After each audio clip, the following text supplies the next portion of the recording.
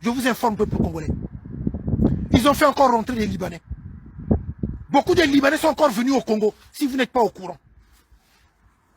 Si vous n'êtes pas au courant, peuple congolais, monsieur Nitou vous donne l'information.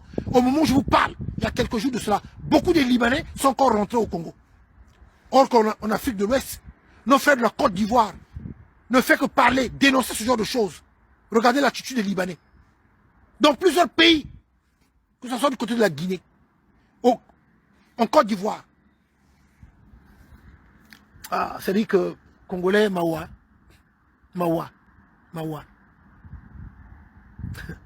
C'est vraiment regrettable. Hein. Regardez la République dominicaine.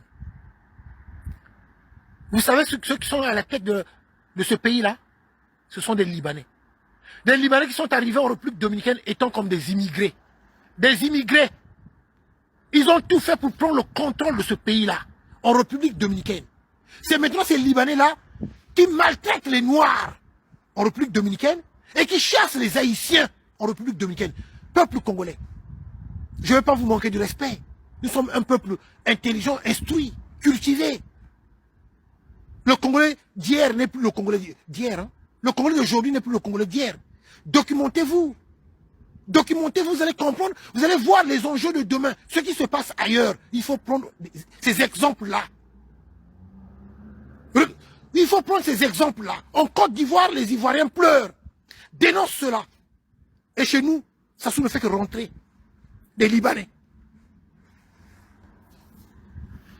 Ils nous détruisent le pays. Ils donnent le monopole aux étrangers. Le Congolais est devenu un étranger dans son propre pays.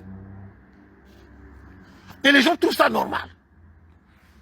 Je m'appelle Hassani, je suis libanais. Je vis au Congo et je me considère désormais congolais, même si je suis sans papier au Congo.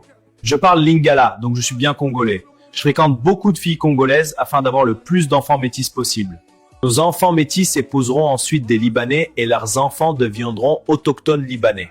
Je repère ces filles congolaises sur les lives TikTok, je les utilise pour moi-même ou je les vends à d'autres Libanais comme moi. Nous luttons activement à créer une population libanaise autochtone dans les années à venir.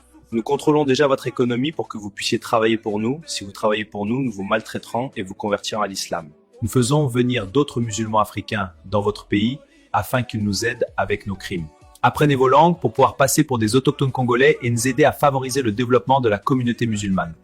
Une fois que nous aurons suffisamment de musulmans au Congo, nous demanderons que le pays soit divisé en deux, une partie chrétienne et une autre musulmane comme au Soudan. Ce pays n'a pas de loi, on pratique les enlèvements, on crée de la nourriture à base de chair humaine. La nourriture qu'on fabrique est toxique, mais vous la mangez quand même, mais nous, non. La plupart de ces aliments vous rendront malade dans quelques années et vous mourrez tous lentement. Nous devons prendre le contrôle du Congo comme nous le faisons avec d'autres pays africains, alors si vous mourrez tous lentement, ce sera formidable. Nous forçons la corruption au sein de votre gouvernement, nous les payons pour qu'ils fassent ce que nous voulons. Nous sommes responsables de la plupart des crimes commis ici. Blanchiment d'argent, expropriation par corruption, trafic d'organes, trafic des êtres humains. Nous vous donnons de faux espoirs en vous faisant croire que vous avez trouvé un emploi au Liban, mais une fois sur place, nous vous traitons comme des esclaves. Nous avons confisqué de force la plupart des maisons des habitants autochtones de Gombe. Car nous voulons faire de Gombe un endroit où aucun noir ne sera jamais autorisé à mettre les pieds.